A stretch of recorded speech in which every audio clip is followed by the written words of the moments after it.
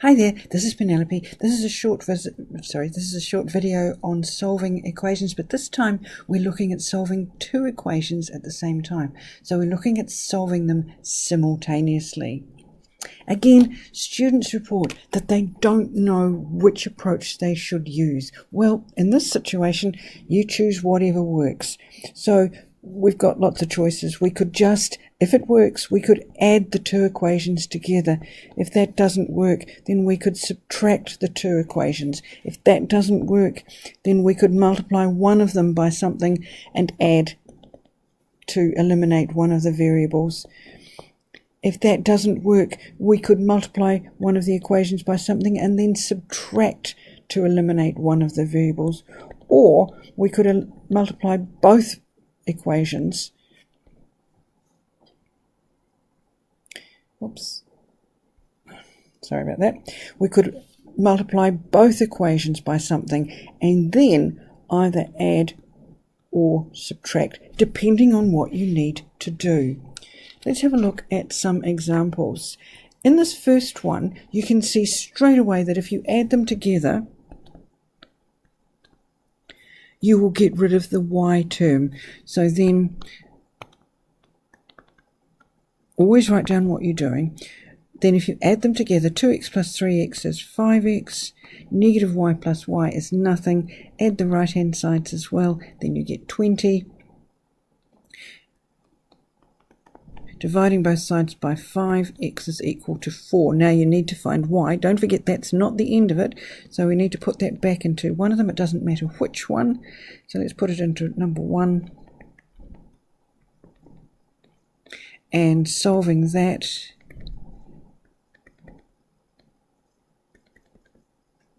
so we get that y is equal to 1. Big thing here is now to check your answer, and if you've used number 1 to find y, then check in the other one. So in number 2, 3 times 4 plus 1, so that's 12 plus 1 is 13. Yes, okay. Now this one, if we add them together, it's not going to help. So we need to do something different. This time, if we subtract, then we'll get rid of the x term. So 3x minus 3x is no x's. Negative 5y minus 2y is negative 7y. 23 minus 16 is 7, so y is equal to negative 1. Then we can use that in maybe number 1, equation number 1. 3x minus 5 times negative 1 equals 23. So that gives 3x is going to be equal to 18. X is equal to 6. Now, check. We'll check in the other one. Check in equation 2. 3 times 6 plus 2 times negative 1. So that's 18 minus 2 equals done. Got it right. Now, looking at this one, it's not so straightforward. We can't directly add or subtract. It's only going to make things worse if we do. But if we multiply the first one by 7, equation 1 by 7, then we'd have this term here being able to cancel each other out. So let's make sure we do that. 7 times 12 is 84x minus 7y equals 147. Give it a name. And then the other one remains the same.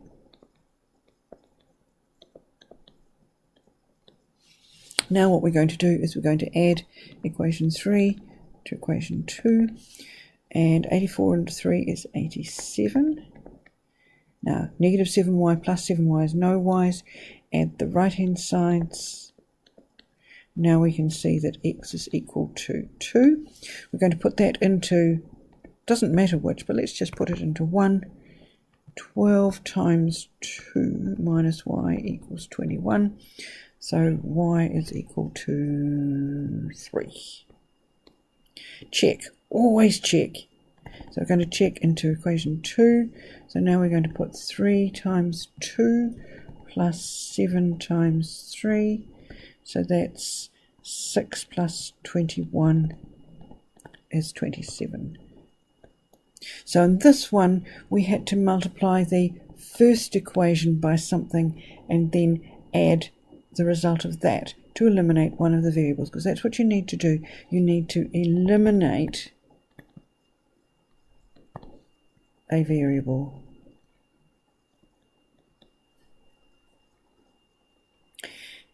Now the last one, this one is not so straightforward. We can't just multiply either of the equations by something and miraculously one of them will disappear. So what we could do, and this is only one way of doing it, we could multiply equation 1 by 3, and then we get 15x plus 6y equals negative 6. Call that equation 3. And if we multiply the second equation by 2,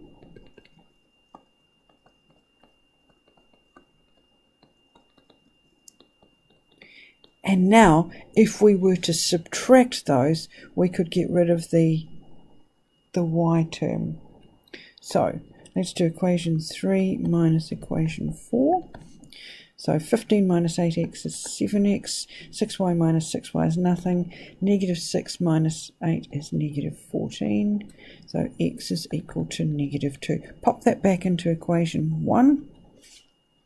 So now we have 5 times negative 2 plus 2y equals negative 2, and that gives us that 2y is equal to 8, y is equal to 4. Make sure you go back and check. Check in the other one. 4 times negative 2 plus 3 times 4 is negative 8 plus 12, which is 4. So yes. So there's no such thing as the right way to do it. Look at what you've got, figure out the way to do it to get rid of one of your variables.